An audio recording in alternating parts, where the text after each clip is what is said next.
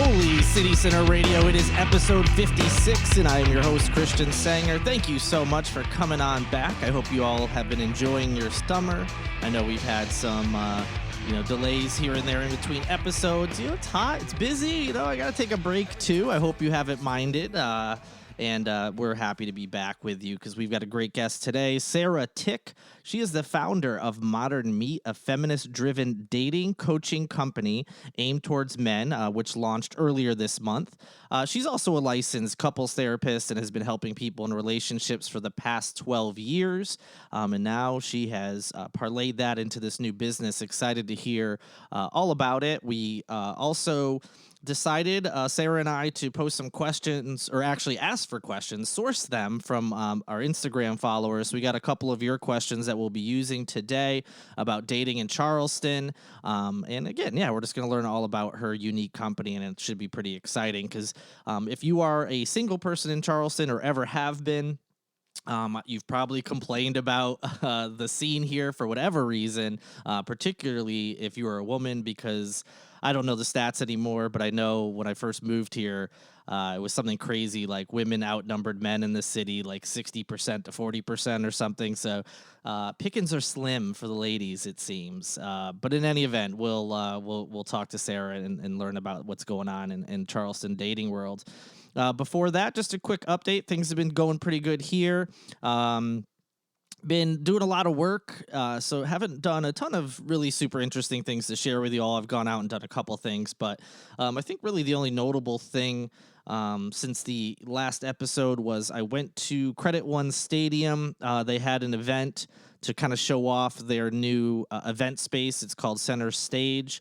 Located, if you've seen a concert there ever, it's located behind where the stage is. So this is more going to be used for the tennis tournament as well as like receptions and events, one-off events that people will rent out the space for. But it's a really nice area, has like a patio in the back if you want to go outside with chairs, TVs. There's a TV inside as well. Really nice decor. There's a bar, and they'll have food. And so there's all sorts of different possible uses for that space. Artists can use it for, when there's concerts, if they want to do like VIP experiences and things. So I really enjoyed it. I thought it was pretty cool. And, if anybody ever holds an event there, I think you would be pretty happy with it. No, they're not a sponsor. They're not paying for it. That's just based on, me having checked out the space and just thought it was pretty cool. The only other thing I went to was emo night. As a person who listened to a lot of pop punk and emo in his high school and college years, I was super excited to check out the Music Farm's second emo night of the year since they've reopened. And it was a lot of fun. The first band played a couple, a few different covers of songs from different artists. And then the headliner was this like Blink-182 cover band. And it was a lot of fun. Love the Music Farm, the renovations that they've done are awesome, and it was fun to check out my first emo night. Met some friends there who had been to one previously and said that one was a lot of fun. The third one has been announced, so if you're an emo fan, you could check it out. That one will be a little different. The third one is it'll be more of like a DJ set, so I guess people are going to just be playing music, kind of like you just kind of go and hang out and listen to the original songs. It won't be an actual live band. But anyway, a lot of fun. So that's all that I've really been up to. When you hear this, my parents will be here with me in town, so I'm super excited to see them. It's been a few months since they were last here. And then the day this episode comes out, my brother and his family will be here. So that means I'll see my niece and nephew. So I'm really, really excited to see everybody and share some more Charleston memories with them. Looking really forward to it. So things are going well here, and I hope the same for you. Before we get into our interview, we will just go over a few stories that I think are pretty big. So let's get into that now. All right, first, we're going to talk about a quick update with our race for governor. As you all know, Henry McMaster, the incumbent, won his primary, and Joe Cunningham, former representative from District 1, won the Democratic primary. But the latest news is that Cunningham has chosen his lieutenant governor. For those who don't know, in South Carolina, the governor and lieutenant governor are on the same ticket, and they run together. So after announcing a list of, I think he had like 5 to 10. I forget the exact number, but the Cunningham campaign released some nomination or not nominations, some possibilities, and he ended up choosing a uh, a woman by the name of Tally Parnham Casey. So Tally Casey, she is the first female fighter pilot in the South Carolina Air National Guard, and she will be his running mate. So she will be listed as lieutenant governor on the ballots. She is also the CEO of the Weiss law firm. So she comes with those two credentials in her background. She's a Greenville native. So yeah, just wanted to share that. You're going to start seeing the Cunningham campaign, logos and stuff out there with Tally Casey's name listed as well. So I wanted to share that as we get closer to November. We've got some more politics news we'll get to in a second. But first, I want to go to a story that is just wild. And I feel like it kind of got lost for some reason, even though all local news was covering it. It happened over a weekend, I think last weekend, actually, or when you're hearing this 2 weekends ago. And I think because a person was caught, maybe that's part of it, where it didn't, didn't make as many headlines. But anyway, there were these two incidents. One happened on Folly Beach and one happened on James Island. And it ended up being both incidents were connected. So what happened first was there was an attack at loggerheads on Folly Beach. On It's such a bizarre story. So this guy approached another man at loggerheads, didn't know each other, didn't seem to be any kind of connection between them. There was no argument or anything like that led up to it. But this man just had some kind of knife or knife-like weapon, stabbed this other random guy who was at loggerheads, and also kind of like slashed across the guy's throat. He thankfully survived, but just a random attack, and then he walked out. Police then released a photo of this guy. Somehow he got away, and no one, tried to stop him, which is really interesting. In less than 12 hours after they released a flyer, this gentleman, well, I'm using the term gentleman, but obviously is not, this man, he struck again, this time on James Island. So he is accused of approaching a sleeping couple who were in a tent behind Walmart. I'm guessing, these are folks who didn't have a home, of course. So he approached them and asked for a cigarette. And then moments later, just for no reason, again, just out of the blue, he started attacking this 36-year-old man and the 34-year-old woman that was with him. Again, the police are saying it was some kind of sharp object that he was using. It was later identified as a hatchet. The woman thankfully survived the whole ordeal. Unfortunately, the man did die in the attack. He was identified as a man who was actually from Ohio. So a lot of questions of this story in general. Thankfully, the man was arrested. His name is he's 42 years old, and his name is Theodore Wagner Jr. And so, yeah, thankfully he was arrested, but just two random attacks from what it seems to be at this point. Unrelated, nothing really precipitated this. You think of some kind of violence happening in a bar. There must have been some kind of fight or something beforehand, but no, just completely random and really scary. And again, I don't think it made a lot of headlines, maybe because he was caught, and I think also because people didn't know the two incidents were connected. It just seemed like two different situations, so I think that might be part of it as well. But just a very, very wild story.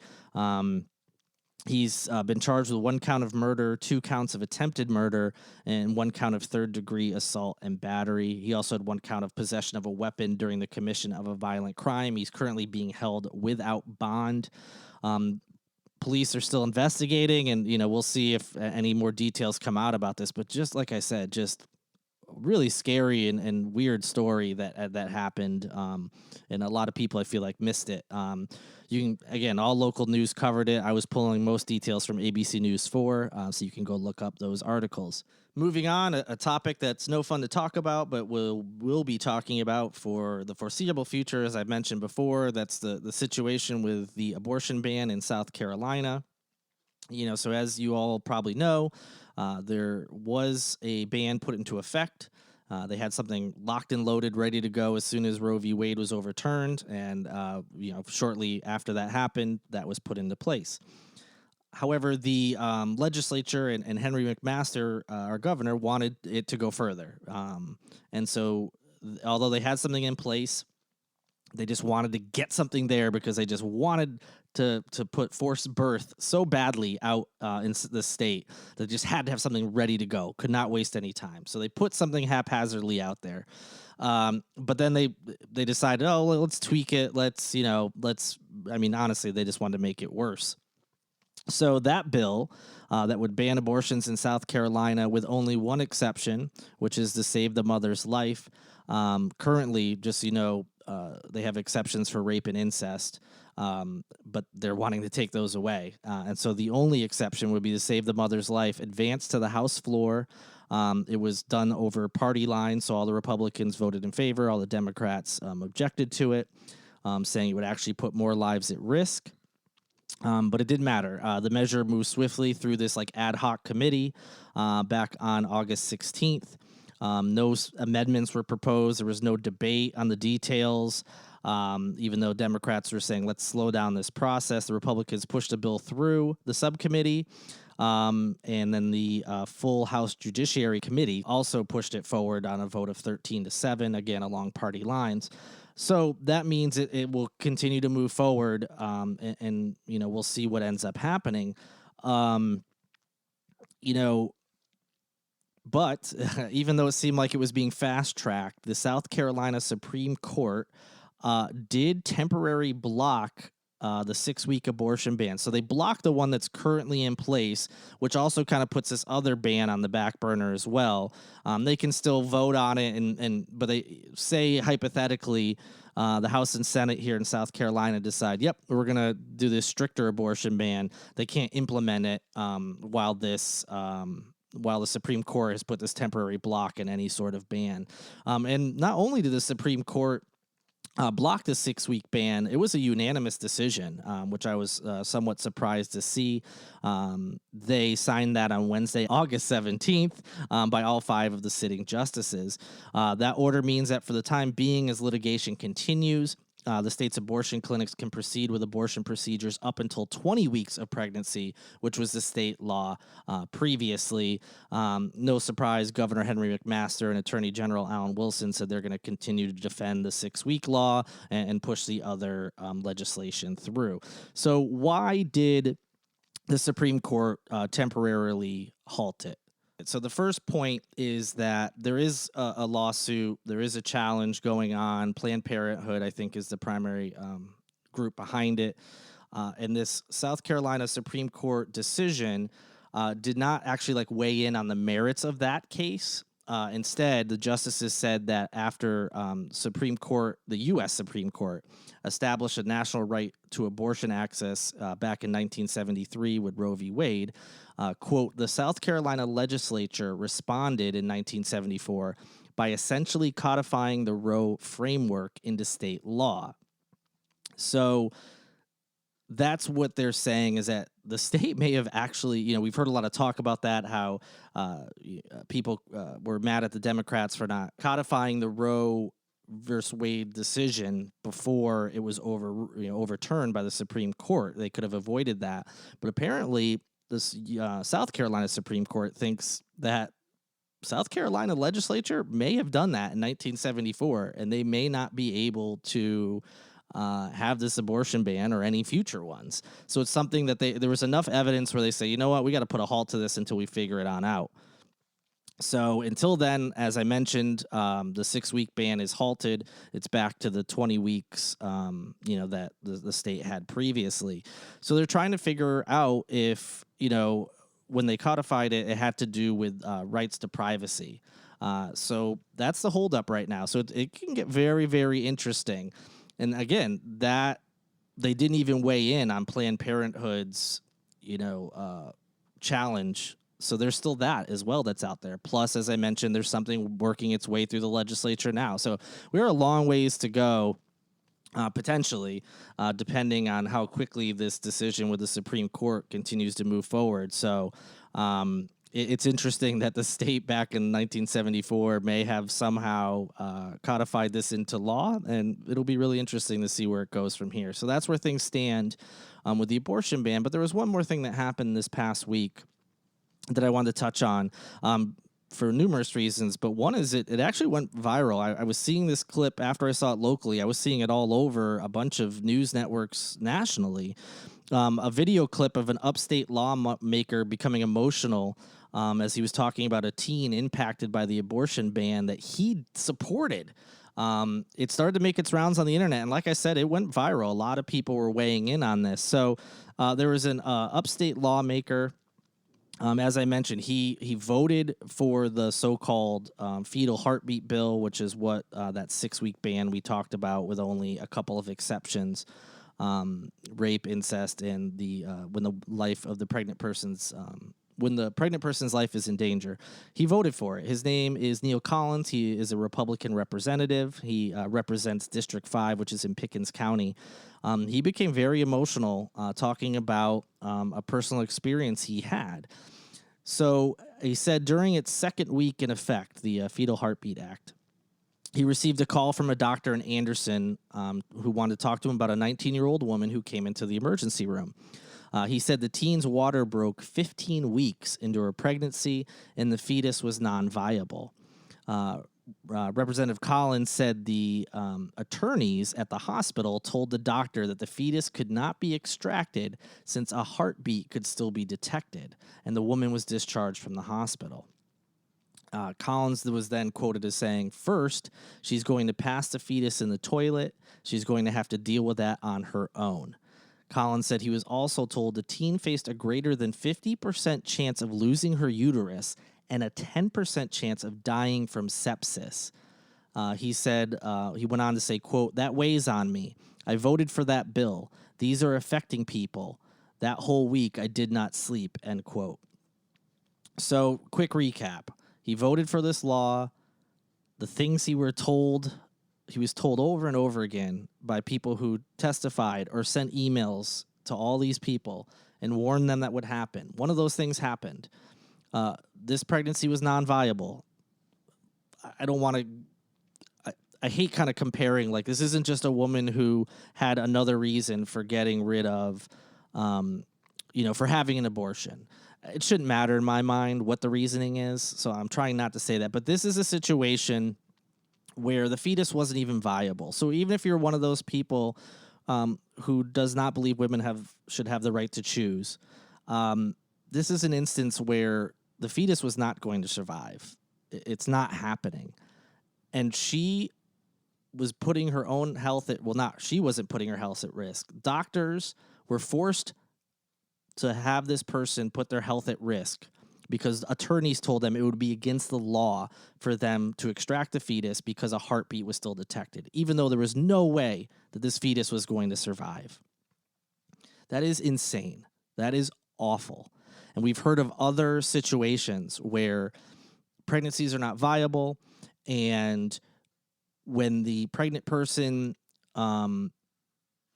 finds these things out, they have to wait either to have it run its course in whatever way that situation is going to go, or they have to wait until the person gets sick enough that they can then perform an abortion. Okay, they've hit a certain metric on however they, and every state is different. However they determine the woman's life is in danger, there's certain vitals that they have to hit before they can do this. So even if they know it's non-viable, even if they know this woman, a pregnant person could be in danger, it's inevitable, but until they hit that point, they can't perform a medical procedure. And it's insane. And people have talked about these things, and they're already happening. They're happening right away.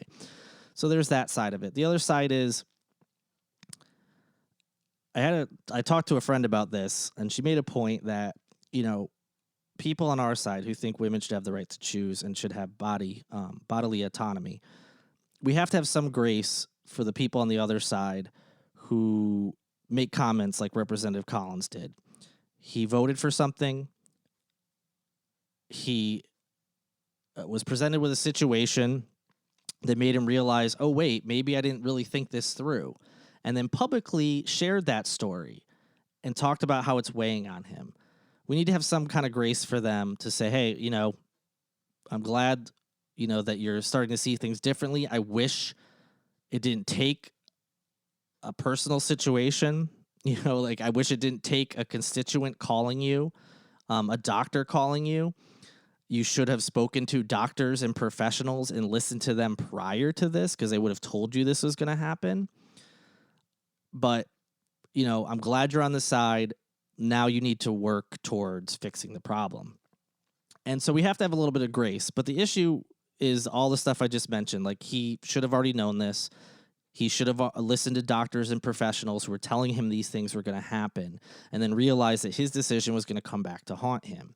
He should have already realized this. What makes it even worse, he then abstained from voting on this section.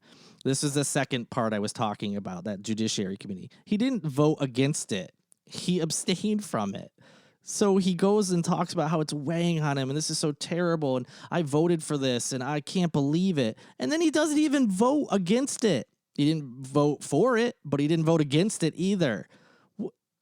Just seems like he was on the right path, and then just cowardice to not go further and say, so because of that, I'm voting against this, and I think we need to fix this. Now, I'm not saying that he even necessarily has to come all around to the side of, being pro-choice. We would wish that would happen, but it's not going to. That's not how politics works. But at least try to fix the issue that you're just, so burdened by. But he doesn't. It doesn't even have... And again, maybe it would have been a symbolic vote because we knew it was going to go through anyway. So even if he defected from his party, it still was going to go through. But even more reason to vote against it. And instead he abstains. It's just so cowardly that people are more concerned about being reelected than doing what's right for their constituents. This is an example of just how far gone this country is with our two sides. Like, this person still couldn't bring himself to go that just one step further. And so although I appreciate that he was willing to essentially say he feels like he made a mistake, or he feels like maybe he rushed it and it was weighing on him, it's not, it means absolutely nothing if you don't then turn around and try to fix that mistake. I just don't get it. You can go watch the video clip. You can go read more about it. It's covered by a lot of stations, but it's something I wanted to touch on. But I think it is important to keep in mind that there may be some people that come around, realize their mistakes, and then actually do try to put in the work. Those people deserve a little bit of grace, as my friend said. I'm like, you're right. People make mistakes. If they're willing to admit it and then work to fix it, that's okay. Otherwise, it's kind of like apologizing but not changing your behavior. The apology then means nothing, because if you're saying you're sorry for something you did, but keep doing it, or don't actively try to prevent it from happening again, that negates the apology. He might as well have said absolutely nothing in this meeting. Makes for a video clip. Maybe he's getting some attention from it, but it means nothing at this point. I think we need to keep an eye on these situations and see when people are being sincere and then putting in the work. So far, Representative Collins is not doing that, and so I don't think he deserves really much credit, if any, for his emotional, moment he had. But that's all I'm going to say about that for now. That's what's been going on here in South Carolina. All sorts of other updates in the Murdaugh case, which I, as always, encourage you to go look at. It's constantly changing. He's constantly being charged with new things. There's a lot going on out there. Too much for us to cover, but be sure to go and check those things out. Lots of big stories going on. With that, let's move on to some fun with our interview. We're going to be talking about dating in Charleston, specifically this new company called Modern Meat, a feminist-driven dating coaching company aimed towards men, which launched this month. And we're going to be talking to the founder, Sara Tick. It's a great conversation. We have some fun making some jokes about the dating world and dating in Charleston and specifically. But Sara also gives a lot of great insight into her company, why she thinks it's important, and why she got into it, and she's passionate about it. And even we gave you a couple tips and tricks for free, still much to learn from Sara and her business. So be sure to listen closely and then go check her out after. So without any further delay, let's get into the interview right now.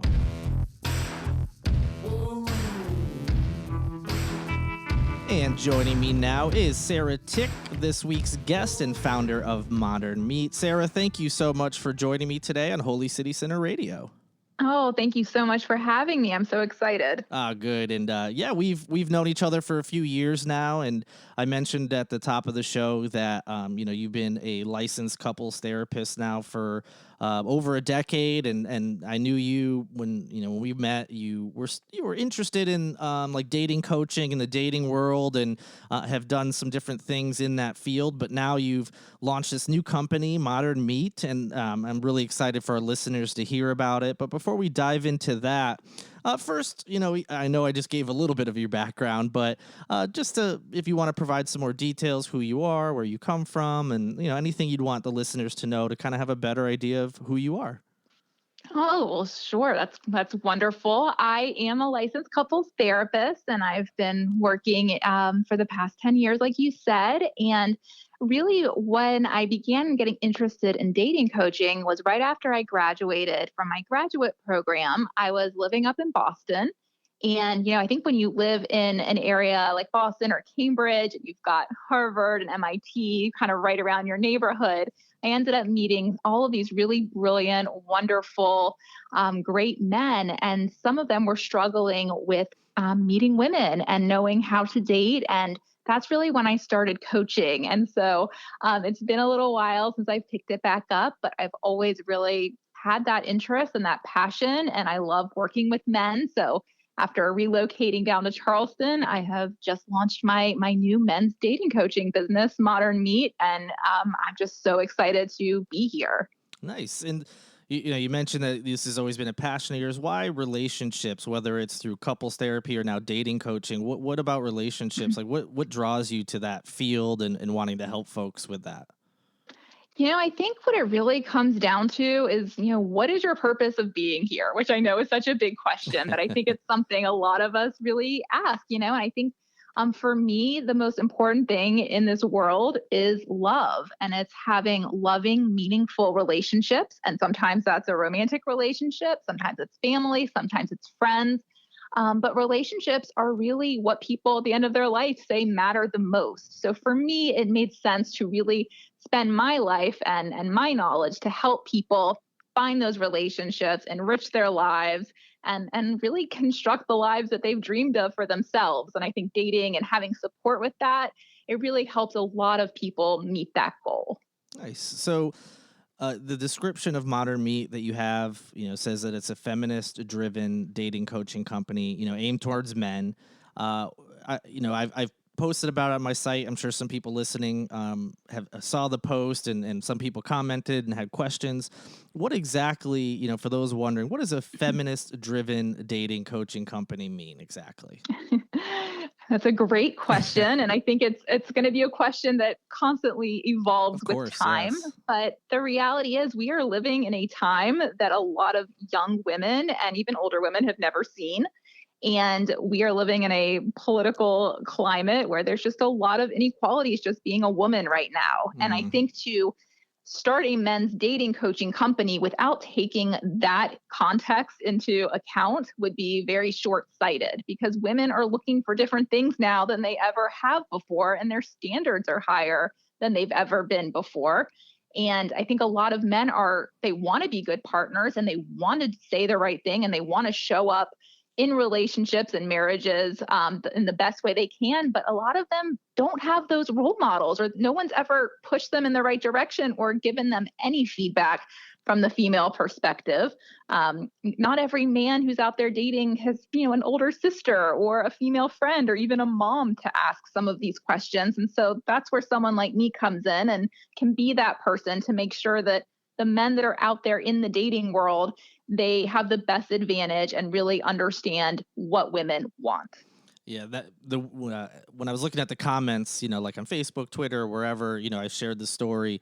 A lot of the women were like, "Yes, this is perfect," and yeah, it's good for her, and then others, like, "Good luck for her. These men in this town," So it runs the gamut, and of course, there's always going to be people who, I'm sure, will push back on the whole feminism thing just because they don't necessarily understand it, and we'll see it as the, oh my gosh, a woke thing, that's become a bad word for some people. But I think what you said is 100% right, which is, and even people who had good role models, just society has changed and continues to evolve, and the last however many years we've seen a reckoning, whether it's with the Me Too movement, which then kind of led to discussions about toxic masculinity and a lot of things that people when you hear those things, you think of like the worst of the worst, but there's really good meaning people, which it sounds like you kind of alluded to at the top, good intentioned guys who are just good guys, but might need a little direction or a little bit of correcting on some older, I don't know, models or ways of going about dating and things that you say and not say that they just might not realize, like, hey, it's not okay to really say that anymore. They might not realize why it's not okay. So I think that makes a lot of sense, why you would, put the focus on that for sure. Oh, well, thank you. And it was interesting when you were mentioning some of the comments. I've actually had women reaching out and saying, when you're done with certain, dating coaching clients, please send them my way Yeah. because I want to date a man who's done this work with you. And I think that is so telling that these women, they're waiting for these men to be out there in the dating marketplace. And so if I can help get them out there and help the single women, especially here in Charleston, then I'm happy to do that. Yeah, absolutely. I have, some women friends that are single and dating, and I hear some of their horror stories and some of the things guys say on dating apps, and I'm always like, why would they think this is okay? And like, Yeah. it runs the gamut, of course. There's plenty of, good ones out there as well. So I guess my first thing is, well, actually, for those listening, they might have a general idea of what dating coaching is. And also, I don't know if you've run into this, but saying dating coaching is difficult for me for some reason, and I don't know why. It sounds weird, probably because it's two, ings in a row. But anyway, that's neither here nor there. It's my own issue. What's what sort of programs and services do you offer so people have a better idea of what exactly like dating coaching would look like? That's a great question. So, my clients, they definitely come to me primarily in one or two groups. So, the first set of clients I have are typically men who maybe have never really had a lot of dating experience and maybe they've never had a serious girlfriend, but they're really wanting to take that step. So, that's kind of one demographic. And then I have another demographic which is typically men in their 40s and 50s who are coming out of long-term relationships or marriages and were never even exposed to, online dating the first time that they were out there in the dating field.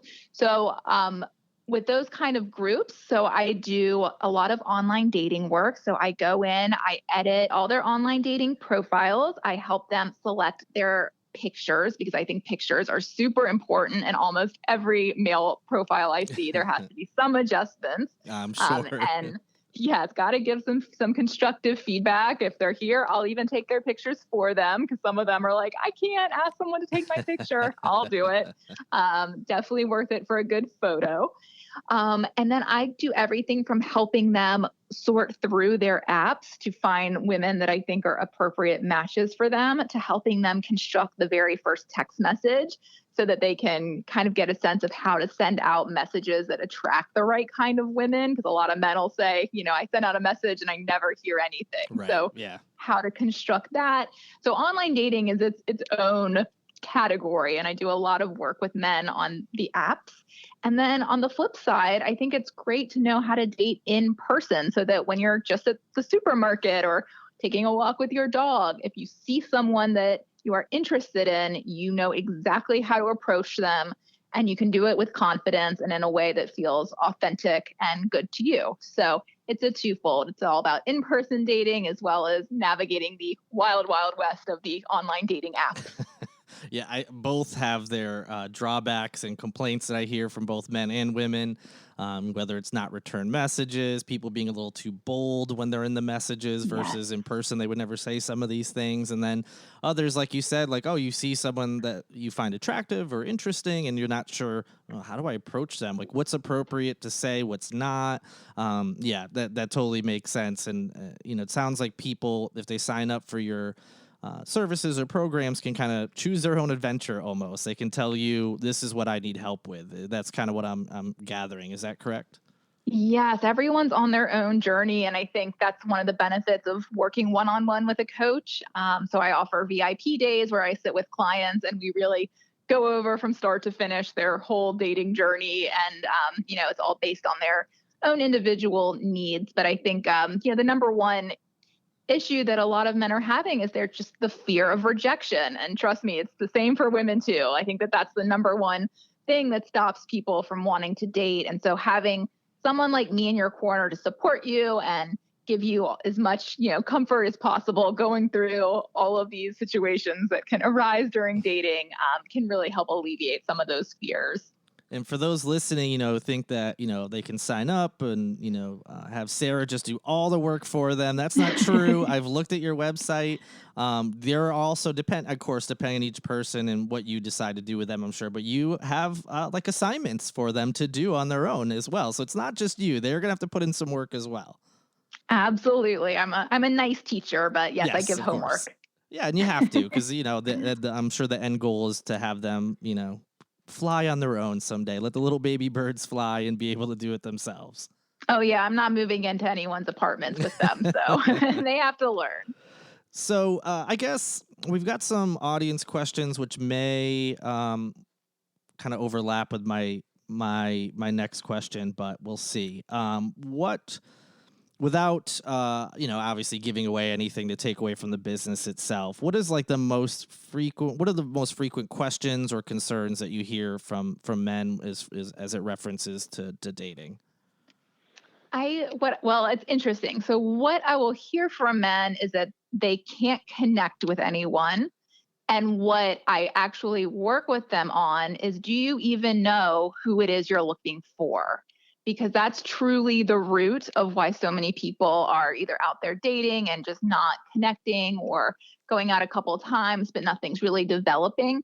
There's got to be some pre work done before you even start going out if you're serious about finding a real relationship, to get super clear on what your values are, what your non negotiables are, and what really is going to be the best fit for you in your life. So that's typically the biggest kind of missing piece. And people might think they've done that work, but sometimes people will come with, a list of 25 things that their future partner has to have. And I'm like, we got to edit that list a little bit and leave a little room open for some spontaneity and some other options. But getting really clear on what you value most and who's going to fit in your life, I think, is the number one. And kind of in that same vein, what is the single like biggest mistake or mistakes that you see men making when it comes to dating? Oh my gosh, the single most. There's so I'm many. sure there's Um, plenty. Yes. so I think, like I mentioned, getting really clear on what they're looking for, and I think also focusing on quantity over quality. So a lot of times, especially in the dating app world, it can just feel like you're playing a slot machine. You're just throwing all these texts away, and you're not really focused on reading women's profiles, really engaging with just a few at a time so that you're not burnt out. Because ultimately it doesn't matter how many women match with you. It only matters that you find that right one. And so really trying to emphasize that quality over quantity mentality can definitely put you in the right direction. Kind of as looking at Charleston specifically, since that's where we're based, of course, as is your business. What are your thoughts or impressions of the Charleston dating scene right now? And obviously, it can vary wildly by person and by age group, I'm sure. But, just like a generality based on the types of, the age range of people that you are dealing with. Like, what is your impression of the dating scene here in Charleston? Whether it's just a standalone impression you have, or in comparison to other cities you've been, like Boston, any kind of insight you have on it.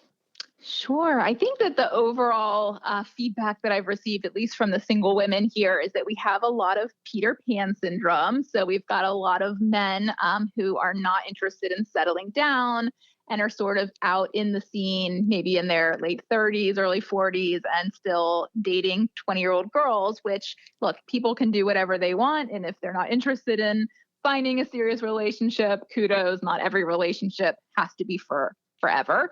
But I think that it is challenging for maybe women who are over a certain age to find those men here. I do believe that those men in their 30s and 40s and 50s who are great quality men exist. But I think our reputation is that the men here don't want to settle down. But you'll see that a lot in big cities too. So I don't think it's just unique to Charleston. But like I always say, it only takes one person. And so I don't let reputations or anything like that scare me off. And I think that there's great people no matter where you live and that there's somebody out there for everybody.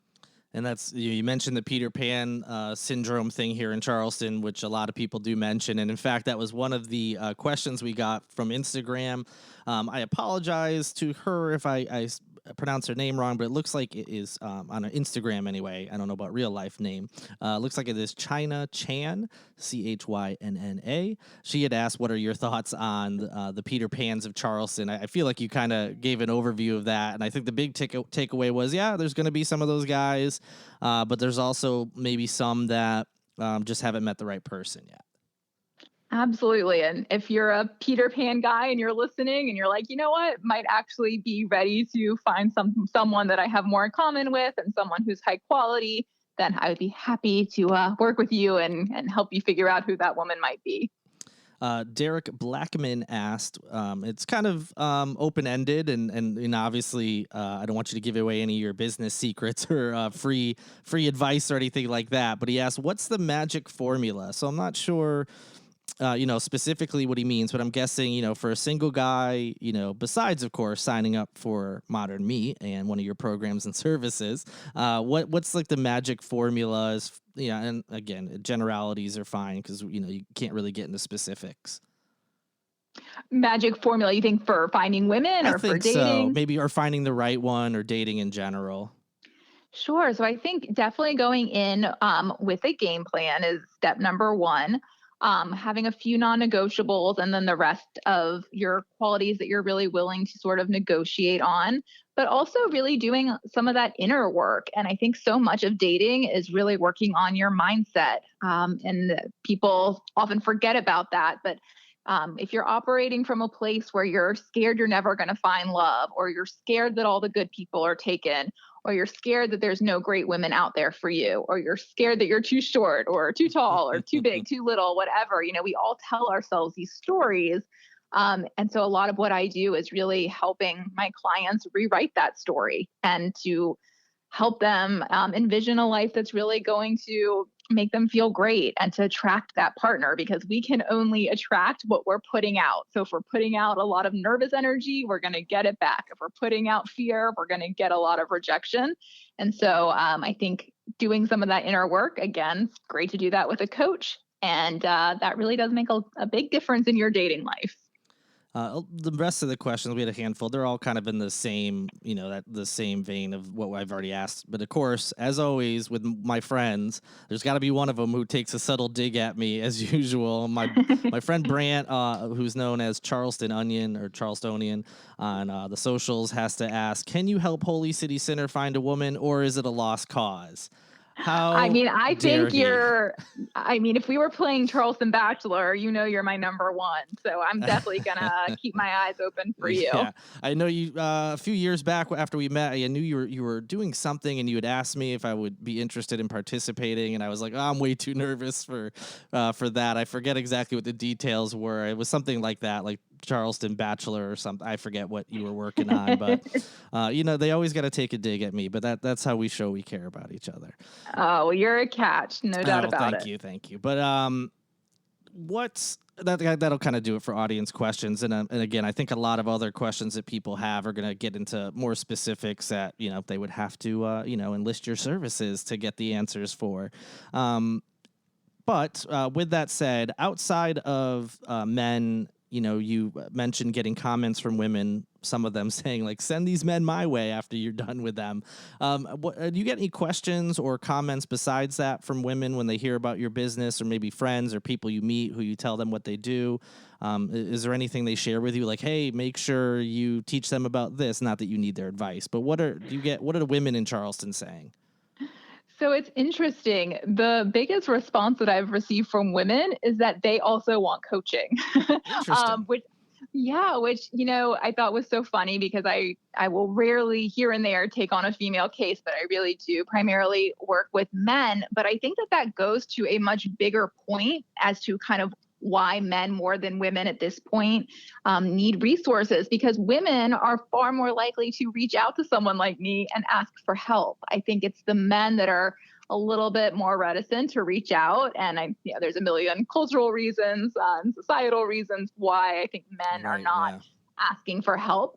But it was actually shocking how many women, knowing I was a men's dating coach, still wanted my services. So I think that women are really putting in the time and effort and bettering themselves and looking into coaching. And so it's really up to these men who want to date these great women to put in the work and be ready for them when they meet.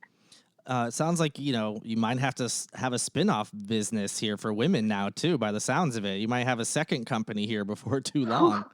I won't rule anything out. I don't know why this popped in my head, but we've been talking about dating apps and dating in general. As a professional dating coach, what are your thoughts on pictures involving holding fish? I am telling my clients to take down the fish pictures. We don't want to see your fish. We don't want to see any iteration of you holding a dead animal. Like, just put it back in the ocean. I will help you find something far more creative. I'm done with the fish pictures.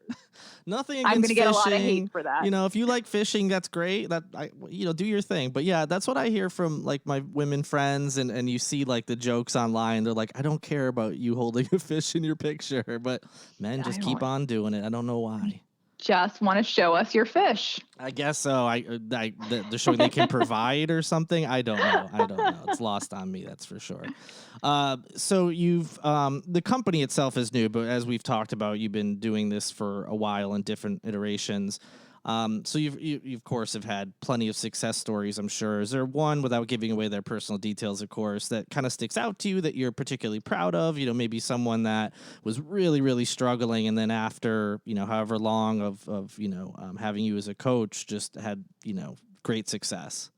Sure. And there are a lot of stories. There have been lots of weddings and all kinds of things like Oh, that, that's which makes awesome. me so proud. I mean, that's really why I do what I do. I know when I was in Boston, one of my earlier clients, he had never had a girlfriend. He was a really nice, smart guy and just had some social anxiety. And really, we worked step by step on exactly how to have a date, and we did mock dates together and we practiced, and he ended up very quickly after we started working together meeting a great girl who was perfect for him, and they are married with a baby and still together Wow. to this day. And that was from his first girlfriend to now, his own family. And that is truly why I do what I do. And I want to go to more weddings. I want more babies. We need, more happiness in this world now more than ever. And I think, after COVID, of everybody being so disconnected, this is really the time to connect. This is the time for us to invest in our personal lives and really think about what matters. It's a couple things for that story. One, I was gonna say you better have gotten an invite to the wedding, and it sounds like you did. I'm sure some weddings, are very small, but come on, the person who got you there, you got to have them invited to it, of course. But the other big takeaway for me from that was that maybe people listening are like, oh, I'm a lost cause, or it's going to be too difficult or whatever. But you just told a story of someone who really just sounds like they needed a little bit of a push, a little bit of a confidence booster, just tweak a couple things. And then look what happened. Bam, they met someone pretty quickly, the right person for them. They're married. So I'm sure that's, situations are always different and clients are always different, but I bet you have a lot of clients that's really all it is. They just need a couple tweaks or a little bit of confidence, and then bam, they're, having results pretty quickly. It really just helps having someone there in your corner. And, you might not want to share all that, like I said, with a family member or a friend. And it can feel really vulnerable and kind of private. So I think when clients know, I'm a licensed therapist, know this isn't therapy, but I take confidentiality extremely seriously. They feel really comfortable and safe. And yeah, I love being that person for them. It's really a privilege and an honor to watch people on their journey and go out into the world and find their love and their families. Yeah, I think you having a background, not just in therapy, but couples therapy is a big help because you can kind of deal with things like you mentioned the person before, if they have a little social anxiety or, anything else that may be going on, you probably can pick up on those and know the appropriate ways to help them with that versus someone who may be really great at coaching as far as how to date, but don't have that therapy background. So I'm sure that comes in handy a lot for you. It does, and therapy and coaching are my two passions, and they really do complement each other very well. So I'm so lucky that that's the path I've been on, and it just feels like now is really the time where coaching is needed and helping people find love. It's definitely my time to focus in on this, and I'm just very excited to see where it goes. Nice. So for people who are listening, obviously in particular men, who are like, all right, I need this. This sounds like this is for me. I need some help. What do they need to do? Where can they get more info or contact you? What's the process? Sure. Well, you can find me at my website, which is www.themodernmeat.com. You can also find me on Instagram, and my handle is at Ask Sara Tick, Tick, not like the TikTok. And then you can also find me on TikTok, and my handle is at 3 Minute Advice. I also have a private Facebook group just for men who are dating, and it's called Dating Advice for Men. So we'd love to see you there. You can message me, and we have a lot of fun on social media. So make sure you join along. Yeah, for sure. I'll be sure to, number one, put those links in the show notes. So those who are listening, they'll also be on my website. So you can easily click on over to those. And the second thing I wanted to say was that I follow you obviously on Instagram, and I don't know if I follow you on TikTok, but I think some of the videos you post on TikTok you put on Instagram, and they're pretty entertaining. And you do it pretty consistently. Some of them are just silly fun things, but some are also splicing in advice for guys as well. So I think you're definitely a good follow for maybe someone who's not sure they're ready for a coach yet, but still might want some advice and some fun stuff. I've enjoyed watching your content since you launched the company, and I started paying closer attention to it. Oh, thank you so much. Yes, we're having lots of fun. So we covered a lot. We've got all your information out there. Is there anything I missed that you think is important that people should know, or anything else you want to plug in relation to this business or dating or whatever it may be? I really just kind of want to leave everybody with the message that, there's absolutely no shame in getting help, whether it's mental health help or dating coaching help or anything in your life where you know that things could probably be a lot easier for you. I just really encourage everyone to reach out and find someone that you want to work with, whether it's me or somebody else, because there are great people out there, and we want everyone to really live their best lives. That's what it's all about. Awesome. Well said. Well said. Sara Tick, founder of Modern Meat, thank you once again for coming on and sharing your story and information about your business. I really appreciate it. Thank you so much. And that'll do it. Another episode in the books. Thank you again to my guest, Sara Tick. Be sure to check out, even if you're a woman or a man that's in a relationship or not interested in dating or dating services. Like I said, her TikTok and Instagram are entertaining, so be sure to check that out. We will be off next week. I got my family in town. I have nothing scheduled, so no episode next week, but there will be one the week after. I believe we have something scheduled, so just wanted to give you a heads up on that. I appreciate everyone who listens. Be sure to like and subscribe to the podcast if you haven't. Be sure to share it with other people who you think may be interested. And, as always, you can support Holy City Center in other ways. You can buy merchandise at holycitycenter.com/shop.